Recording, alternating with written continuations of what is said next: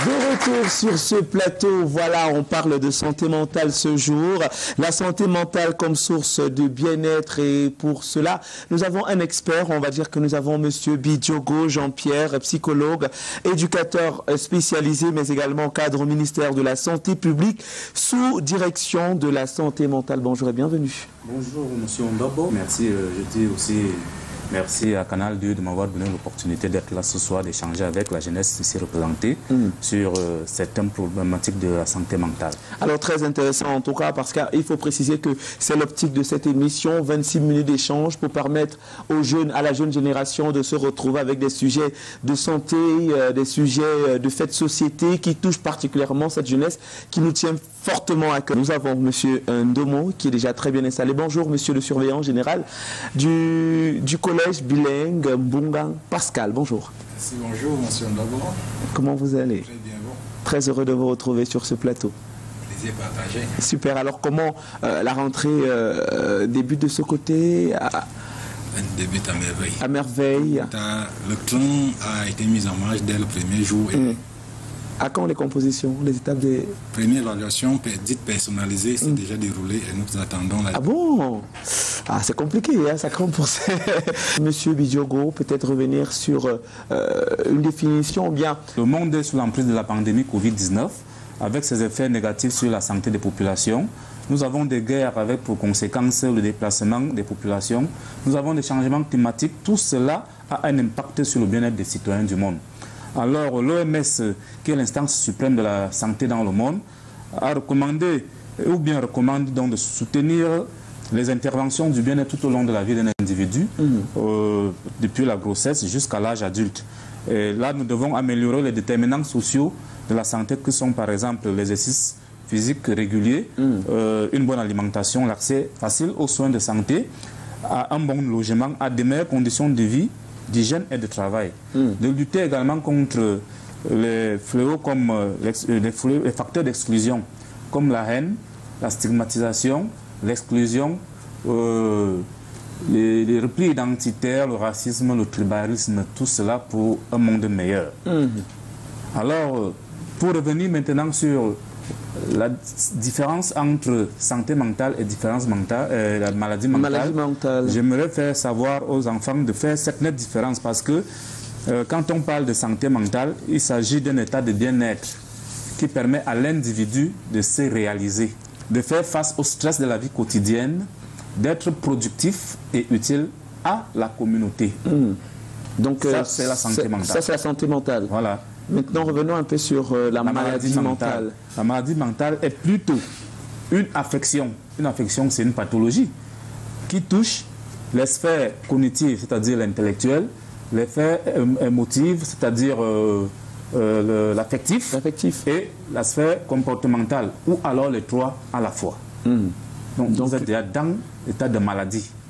D'accord, donc quand on parle de maladie, il y a une nette différence entre la différence peut-être encore, c'est que quand on parle de maladie mentale, c'est que l'organisme, surtout le cerveau, libère des hormones, soit en plus, soit en moins, et c'est ça qui bouleverse votre fonctionnement habituel. Alors pour les deux, en tout cas, parlant de santé ou bien de maladie, on comprend facilement, si je ne me trompe, que parlant de la santé mentale, on est garant de sa santé mentale, c'est bien ça? C'est pour ça qu'on a justement dit qu'il n'y a pas de santé sans santé mentale. C'est-à-dire, quoi que vous fassiez, si votre santé mentale n'est pas au beau fixe, vous n'êtes pas vraiment en santé comme on pourrait le croire. Parce que, imaginez un seul instant, vous venez de perdre un être cher. Oui. Ça va vous bouleverser. Vous avez perdu votre emploi. On ne vous a pas envoyé à l'école parce que papa n'a pas les moyens. Que sais-je encore. Vous n'avez pas mangé même toute la journée. Tout ça, c'est des problèmes de santé mentale qui font en sorte que vous n'ayez pas une bonne santé mentale. Sur le plan éducatif, quelle est la place qu'occupe la santé mentale sur le plan éducatif, particulièrement au Collège Mbungan? Merci une fois de plus pour la parole. La santé mentale dans notre milieu scolaire est vraiment une réalité, puisque nous faisons face à certaines difficultés. On a des cas où des enfants arrivent à l'école avec des comportements pas habituels. C'est-à-dire, il arrive, si je prends un exemple, il arrive à la maison, la situation où le climat entre les parents ne donne pas. Le climat est défavorable à son éducation. Oui. L'enfant, même faire les devoirs, il ne parvient pas. Alors, lorsque celui-ci arrive à l'école, je prends un cas simple que j'ai vécu ce matin. Un élève qui, mal avec la situation pas très agréable qu'elle a traversée à la maison, se retrouve en train d'agresser ses camarades. Oula. Oui, quand je parle d'agression, des insultes, oui, puisque l'enfant est stressé. Pour un simple jeu de plaisanterie avec son camarade, cela remonte et il y a un déséquilibre. Et comment vous avez réussi à détecter qu'à la maison ça ne va pas? Quelle est la méthode? Comment, en tant qu'éducateur, enseignant, vous gérez cela au quotidien? Dans l'éducation, il y a ce que nous appelons la psychologie de l'éducation. Alors cette psychologie nous amène maintenant à comprendre l'enfant dans son milieu scolaire et à l'extérieur. Il n'y a pas de extérieur, donc maison, village, quartier, comment est-ce que cela se passe? Bon, lorsque nous sommes face à ce genre de situation, nous cherchons d'abord à savoir la cause du comportement de l'apprenant. À partir de cela, nous saurons comment le ramener. Alors maintenant, pour connaître la cause, justement, moi je veux savoir, est-ce que vous appelez l'enfant, vous causez avec l'enfant, parce qu'on sait que même causer avec un enfant sur certains sujets, ça devient compliqué, parce qu'il y a des enfants qui sont renfermés et d'autres qui s'ouvrent facilement. Comment ça se passe finalement avec eux? Bien, avec ces enfants, il faut déjà gagner leur confiance. Puisque nous avons des foyers, excusez-moi d'entrer dans ce sens-là, nous avons des foyers où la communication n'existe presque pas. Alors, lorsqu'un enfant se présente devant moi, par exemple, des menstrues par exemple, ou des filles.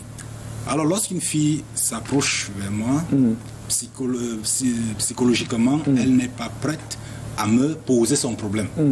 Monsieur, on commence à cette heure. Ah, d'accord. Pourquoi? Simplement parce qu'il y a eu un tabou à la maison. Il n'y a pas causerie. Alors, ce manque de causerie crée un stress à l'enfant qui ne pourra pas lui permettre de s'exprimer. Alors, comment est-ce que je gagne la confiance de l'enfant? Je pose une simple question. C'est le moment tout en souriant. C'est le moment tout en souriant. C'est intelligent quand même. Hein? Je gagne la confiance de l'enfant et aussi elle s'ouvre à moi et me dit ce qui se passe comme problème et nous trouvons une solution. Bravo. Moi, je trouve ça très bien comme solution. Alors, peut-être revenir à un expert, parce que nous précisons que vous êtes psychologue, éducateur spécialisé, ça, il faudra encore le préciser. Comment véritablement faire comprendre bien? Est-ce qu'on peut revenir sur la place de la santé mentale? D'abord, vous savez que la jeunesse d'aujourd'hui, c'est le Cameroun de demain en ce qui concerne le Cameroun. Alors, l'éducation de ces jeunes, il faut se baser concrètement sur la santé mentale de ces enfants, parce que le monde aujourd'hui est, comme je viens de le dire, traverse beaucoup de turpitudes. Même dans nos foyers, comme vient de l'expliquer le suivant général, les foyers ont beaucoup de difficultés avec la pauvreté, les problèmes entre les couples. Cela ne permet pas aux enfants de bien se concentrer sur ce qu'ils ont à faire dans leurs études. Dans la vie quotidienne, même vous voyez, ça éveille en eux l'instinct de violence. Parce que vous avez des exemples tous ces derniers temps avec des cas d'agression des enseignants dans les établissements scolaires. Alors un enfant, comme vient de le dire le suivant, qui vient de la maison avec ses problèmes qu'il a emmagasinés depuis, vient les expectorer une fois au sein de l'établissement. C'est extériorisé quand il arrive. Je veux dire, voilà. Donc, c'est comme un transfert. Ce qu'il n'a pas pu faire à la maison ou bien avec son frère, sa mère, son parent, il peut le faire face à un élève, son camarade de classe, qui pense pouvoir s'égaler en termes de force, égalité de force. Voilà. Alors, il est recommandé vivement pour que les parents se mettent au travail. Déjà à la maison, parce que les enseignants ne peuvent pas s'en sortir seuls. Il faut que les deux s'associent pour donner une très bonne santé mentale de ces enfants. Alors particulièrement, cela peut aussi expliquer le fait que à la maison, un enfant a un comportement et à l'école également, il est totalement différent. Et on a des parents qui arrivent très souvent à des réunions de parents et dire mon enfant ne pas faire ça parce que je connais mon enfant, mais véritablement cet enfant fait ce qui n'est pas imaginable pour le parent à l'école, peut-être parce qu'il n'y a pas une fusion. Mais maintenant, parlons des enfants. On parle des enfants et des adolescents. Qui est garant de la santé mentale de ces personnes-là? Est-ce que l'enfant, dès son bas âge, doit apprendre à être garant de sa santé mentale, un peu comme des mouvements réflexes qui viennent avec l'âge et tout, ou bien c'est le parent qui doit construire cette santé mentale et la garantir pour l'enfant? Oui, tout à fait, cela dépend du parent. Parce que l'enfant a toute une construction, comme vous venez de le dire, dès le bas âge jusqu'à son âge de l'adolescence. Alors, il y a tout un développement à suivre. Donc, le parent est censé commencer la construction de cet enfant en lui inculquant de bonnes pratiques vis-à-vis du prochain, vis-à-vis des aînés, pour que cet enfant soit bien moulé. Parce que, imaginez-vous un enfant qui est dans un foyer, comme vient de le dire, où les parents n'ont pas assez de temps pour pouvoir s'occuper de leur éducation.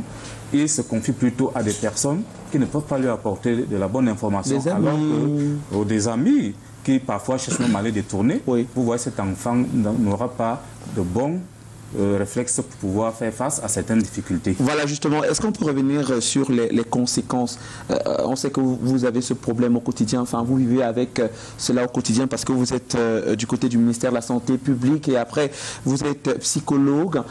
On peut revenir sur les causes, enfin, parlons pas des causes, mais après sur ce qu'un manque de santé mentale peut avoir comme répercussion exacte sur un enfant à la longue? Oui, il y a beaucoup de exemples concrets. Surtout les enfants scolarisés. Il y a le décrochage scolaire, comme on vient de le dire, et il y a la délinquance juvénile. Si l'enfant n'est pas bien suivi depuis la maison, alors on a constaté le cas des enfants qui manquent les cours, qui font l'école buissonnière, comme on dit généralement. Des enfants qui se donnent à la consommation de substances psychoactives, parce que déjà, ils ne prennent pas le temps de lire ces leçons.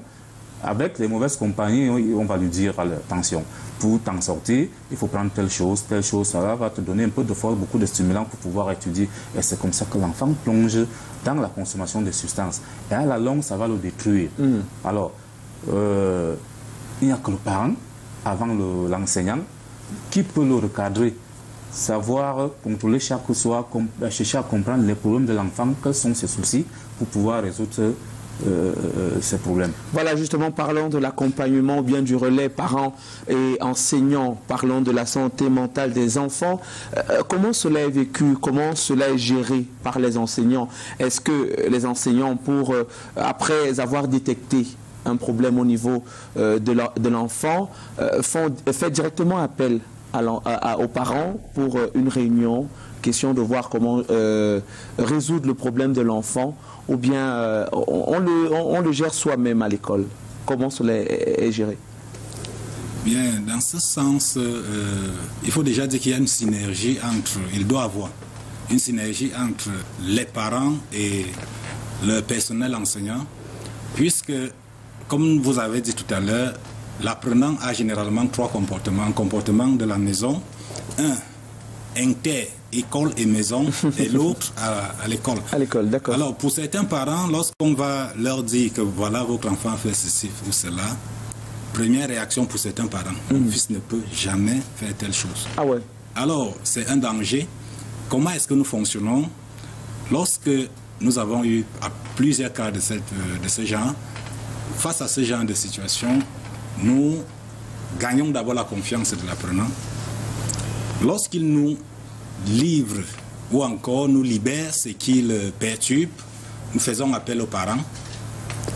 Ensemble, l'enfant devant ce parent redit exactement ce qu'il nous a. C'est souvent facile, par exemple, de le refaire? Oui, c'est un travail, c'est beaucoup de travail.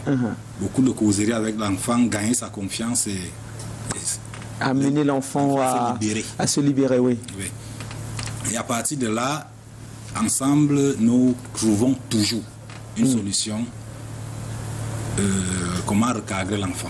Voilà, comment recadrer l'enfant. En tout cas, mesdames, messieurs, l'émission, c'est Parlons Vrai sur Canal du International. Le sujet, santé, la santé mentale comme source de bien-être. Et vu que vous savez, naturellement, que nous axons tous les jours nos thèmes sur la jeunesse et les adolescents en question de permettre à ces derniers de grandir et d'être une source d'inspiration pour les plus jeunes demain. En tout cas, aujourd'hui, nous avons les élèves de Mbunga Pascal. On va passer à la phase des questions-réponses. Le temps pour nous de prendre la réclame maintenant.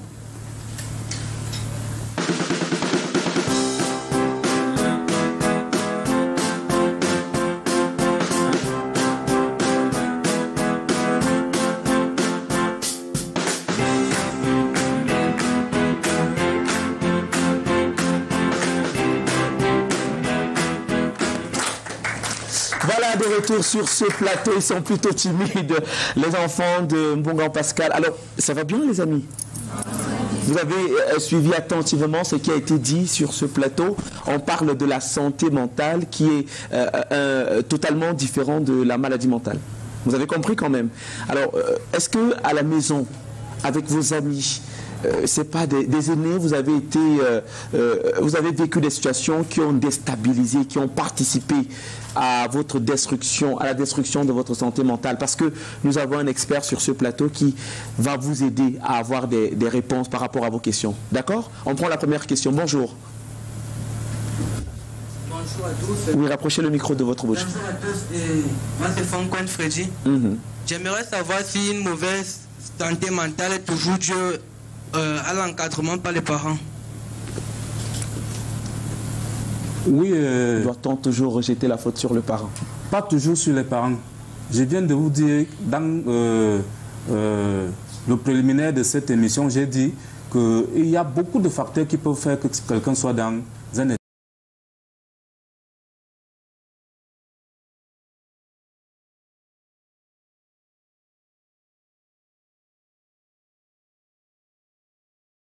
Forcément les parents. Les parents, c'est un élément parmi tant d'autres. Est-ce que vous comprenez un peu?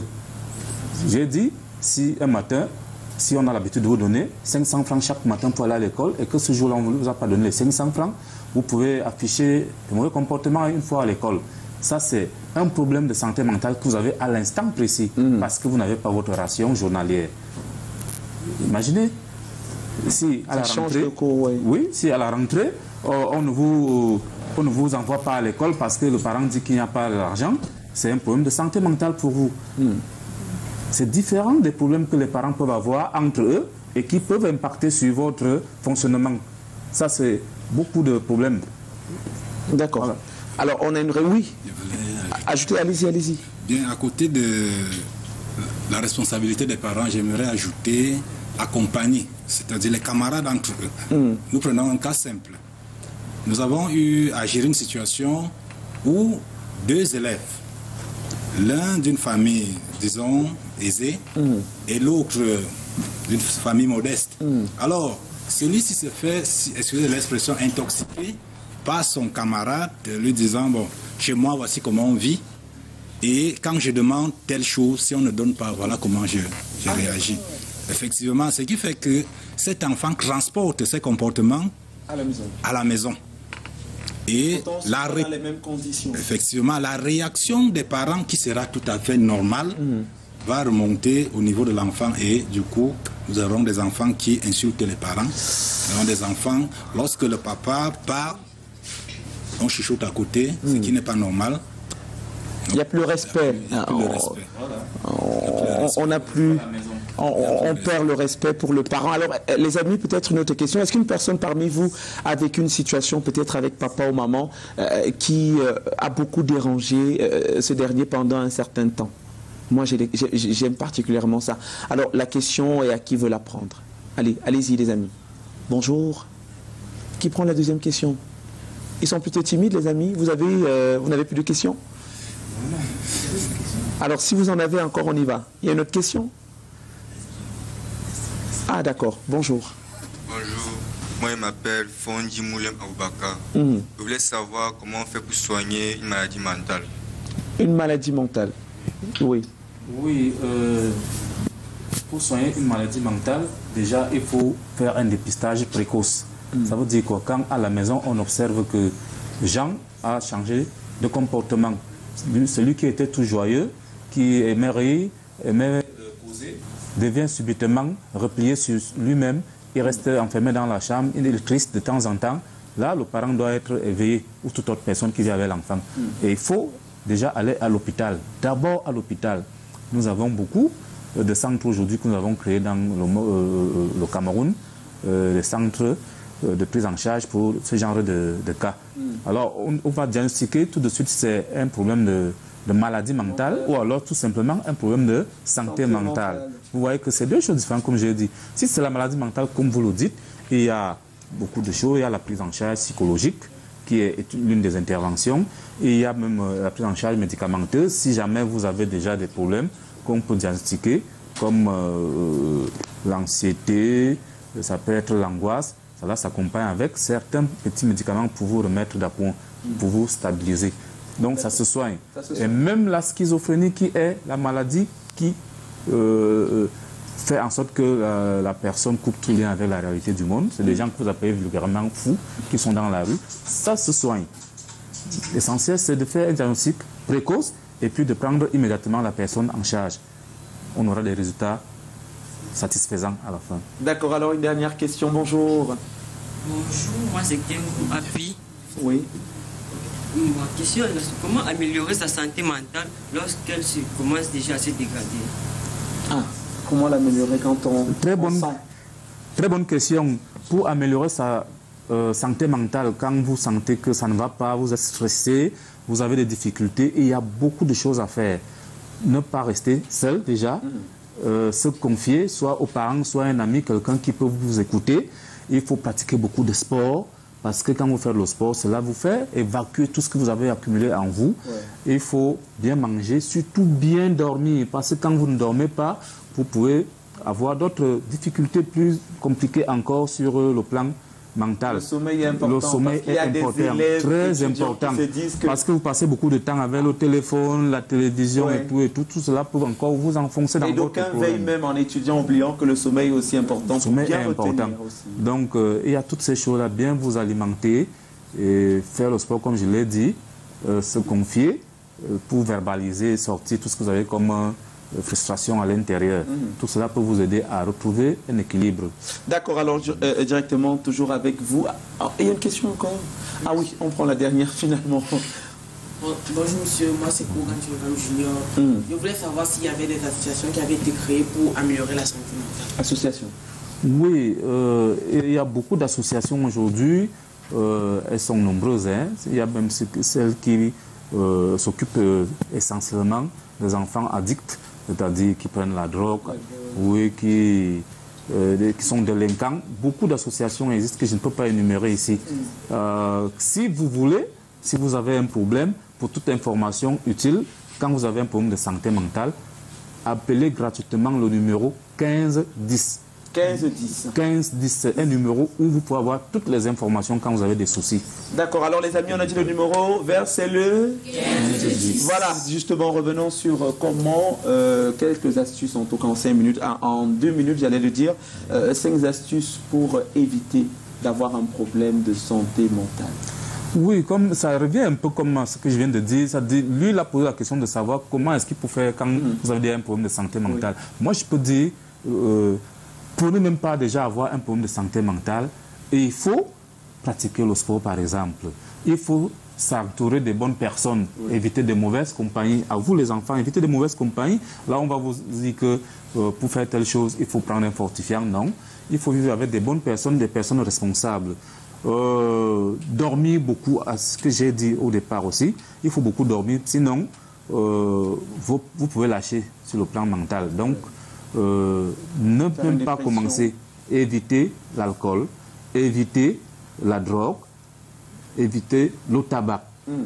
Tout ça, c'est des choses qui font que nous n'ayons pas une bonne santé mentale. Alors les amis, on évite le tabac, on évite quoi d'autre? Quoi d'autre encore? Quoi encore?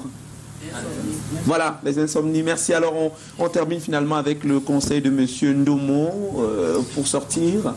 Alors, pour sortir, je dirais simplement aux jeunes qu'ils devraient pratiquer le sport, comme l'a dit le spécialiste, afin de surmonter le stress et ne pas surtout vivre selon leurs amis, mais vivre selon leur environnement. Voilà, pas vivre selon vos amis, mais selon votre environnement. Le thème de ce jour était la santé mentale comme source de bien-être. On espère que nous vous avons apporté du bien-être à la maison ou bien dans votre bureau. Vu que nous mettons en garde cette autre édition de Parlons Vrai sur les antennes du Canal du International, ce fut un incroyable plaisir de vous savoir connecter et surtout de vous servir.